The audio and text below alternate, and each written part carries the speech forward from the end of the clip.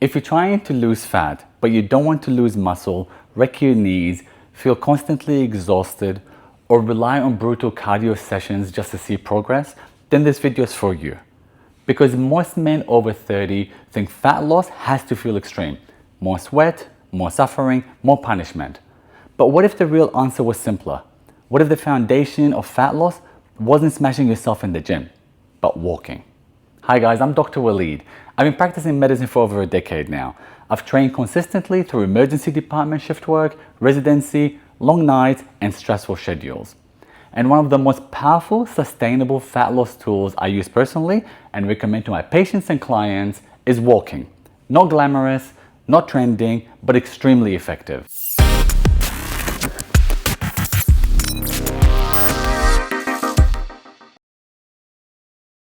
Let's put this into perspective.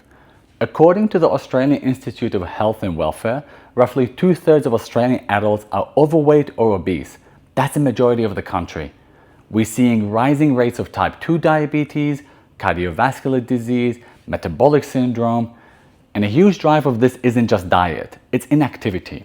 We don't move enough. And when people realize they've gained weight, they try to overcorrect it with intensity. They go from zero movement to 6 brutal gym sessions a week. That doesn't last, walking does. Here's exactly what I do personally. I walk 12,000 steps per day, every single day, non-negotiable. And on top of that, I lift weights 4 times per week. On upper body days, I add a short high intensity session. Why upper body days? Because I don't want to fatigue my legs excessively. If I smash my legs with high intensity and heavy lifting, recovery suffers. So I structure it intelligently. Leg training days is lift only. Upper body days is lift and short high intensity. And every day is walking. That way my legs recover, my joints aren't overloaded, my energy expenditure stays high. This is long game thinking. If you take nothing else from this video, take this. Get a cheap, reliable step counter. It doesn't have to be expensive. A basic Fitbit, an Apple Watch, even your phone. The reason is simple. What gets measured gets managed.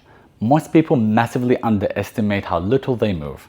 When you see 4,200 steps at 6 p.m., it forces action. Tracking steps increases awareness, creates accountability, and builds momentum. I've advised so many patients to just track steps first. Not change diet, not join the gym. Just track. It's motivating, it's objective, and it works. Large cohort studies show a clear dose-dependent relationship between step count and reduced mortality risk. Put simply, the more you walk up to a point, the lower your risk of dying from all causes. Even increasing your daily steps by just 1,000 steps per day is associated with a meaningful reduction in risk. You don't need 20,000 steps. For most men, 8,000 to 12,000 steps per day is very powerful range. That's why I aim for 12,000. It's high enough to create impact, but low enough to recover from daily. When you walk, you're activating your glutes, your quads, your hamstrings, and your calves. These are large muscle groups. And when they contract, they pull glucose out of the bloodstream.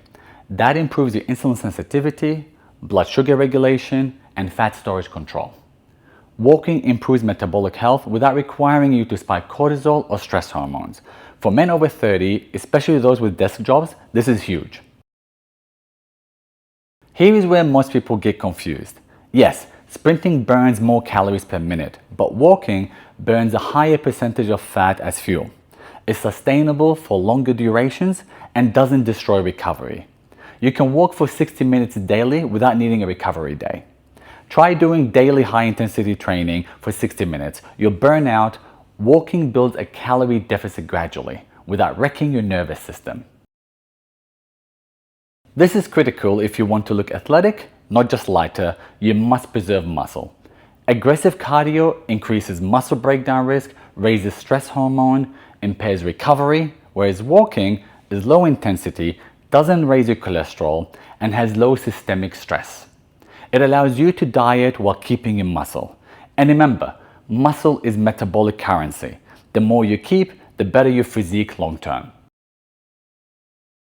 Walking outdoors gives you morning sunlight exposure, better circadian rhythm, improved sleep quality, lower stress, and better mental clarity.